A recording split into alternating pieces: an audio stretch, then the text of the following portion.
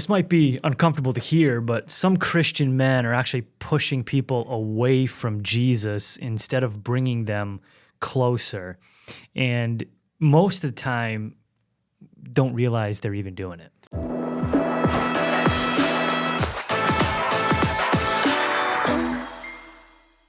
Bill, there's this story in Scripture about King Naaman. You remember King Naaman? Yeah. It's one of my favorite stories. Oh, super, super interesting and profound, I think. So Naaman comes down with leprosy, right? As you can read the story as a result, right? Of something. Right. And he's told to go to Elisha's home and get instructions to be healed, in essence. Right. He gets there, and Elisha remains in his house and instructs his servant to tell Naaman, right, to go and wash 7 times in the Jordan River. Okay? Stop here for a second. Leprosy was a pretty well-known thing. Yeah. Like, you start getting leprosy, the outcome back then was death. Like, yes, you're going to die eventually. Yes. But it's very painful. Your skin falls off. Your body parts fall off. Like, it's nasty if you get a bad case, and how fast it can progress and these different things. It's kind of a slow fade. And there are certain rules that had to follow when someone had it. Yeah. As a king, to have that is, I can imagine, was devastating, but also super frustrating, because you're supposed to be this man of power, and you've been diminished to this skin disease that's eventually going to take your life. You're going to be an outcast. Yeah. What's fascinating about this is that Naaman's pride was wounded. He was expecting Elisha to give him like this dramatic ceremony, right, or whatever, like heal him in this epic way. I'm a king, like, do this for me. Right. And it took his servants to reason, with him. Said if Elisha was demanding something difficult, right, would you have complied? So why refuse something so easy as just going and dipping in the Jordan River 7 times? Right. Yeah, there's better rivers out there, but you would think to ask this question, at least I would think to ask this question, because I do when I read this. How much pride do you have to be struggling with? Oh my gosh. To not just go dunk in the water and be healed? Yeah. Yeah. I mean, you could have told me if I had leprosy and I came to you, or I went to Pastor Foe and I was like, what do I got to do? And he's like, I know it sounds weird, but go roll in some donkey dung. I would roll in the donkey dung if I thought it was going to heal the leprosy, yeah. So that to me is fascinating, that this man really was only seeing things like his way. Well, let's be honest. Men in general, ladies, you're right. We can be pretty prideful at times in general, and throw on top of that having the burden and role and prestige of being a king as well to saturate that even more, right, to inflate our pride even further. No surprise he had a problem wanting to do this to begin with. And you have a saying, where you stand depends on where you sit. Is that what it is? Yeah. Explain that. Yeah, so where you stand on an issue all depends on where you sit. So your experiences, where you're coming from, what you've been taught, right, kind of formulates your background, your history, your position of, I'm over here on this. Mm-hmm. So I've been sitting over here, so am I going to come up and make a stink about this? Where am I going to land on it and be verbal about this? So where I stand on this, where I'm going to defend this, is all based on a little bit of where I've been coming from, my background, who's been pouring into me, who I've been listening to, who taught me, who raised me, all those kinds of things. So where you stand all depends on where you sit. Yeah, it's super fascinating to me, because there's this idea of, and this is a buzzword, but toxicity, like men who only see things, through their lens, or, I'm sitting here as king, so why should I have to do this? Like, he's sitting on the throne, right, and then having to humble himself, like, where you stand all depends on where you sit. So he's standing in this one position because he's sitting on a throne.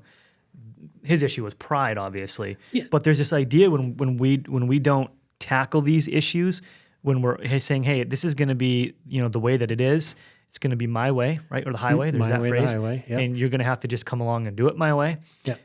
That is really, I think, a sign you're probably becoming, or already are, a little bit toxic. Yeah. And you're going to push people away. You're going to drive people away from you instead of pull them toward you. Hence, men have a tendency sometimes in the workplace and even in our whatever part of our life to push people away from Christ rather than pull them towards Him. Well, this idea of where you stand depends on where you sit. really invades the church as well. Oh, it does. Yeah. Let's look at this through the lens of spiritual gifts. If we have someone like me, my spiritual gift is teaching. We have someone else whose spiritual gift is service. Right. Hospitality or something else. Or something different, right? I am always going to have that filter, that lens, that worldview of teaching, instructing, equipping, raising, and others, like someone who has a gift of service, like, why aren't we serving more people? Why aren't we giving? Why aren't we giving more time? Why aren't we go do these service projects? Why is this church not doing this? Where we stand depends on where we sit. Yeah. And we really need to remind ourselves we're not the only gift in the body. Yeah, it's fascinating though, because this goes so deep. You mentioned coming into the church, right? Yeah. So, I mean, I've got too many stories to share of actually seeing this. I've been doing vocational ministry for, full-time for 16 years, part-time before that. You've been doing it longer, and it's one of those areas where we see people who come in, even fellowship, even get involved, but then it's like if it's not done their way, they're gone. They leave the church. They're gone. Yeah. For another church that might do it their way. Yeah. And we're not talking about like, hey, I've got some idiosyncrasies here. Like I just, I'm a little bit different. So, and people just rightly admit it. These are people who it's not done this specific way in my specific timeline with the specific people I'm thinking of, and they leave. Yeah. And that to me is, and it's not, and like you said, church, but it's also workplaces. It's also relationships. It is. We see it all across the board. Yep. But how prideful do you have to be to have that point of view? Yeah, people don't leave their jobs because of the work they're doing. They leave their jobs because of the people around them. Yeah. And bottom line. Yeah. And sometimes it's because they themselves are closed-minded and it's my way or the highway. Right. Or it's because their coworkers are, right? One way or the other.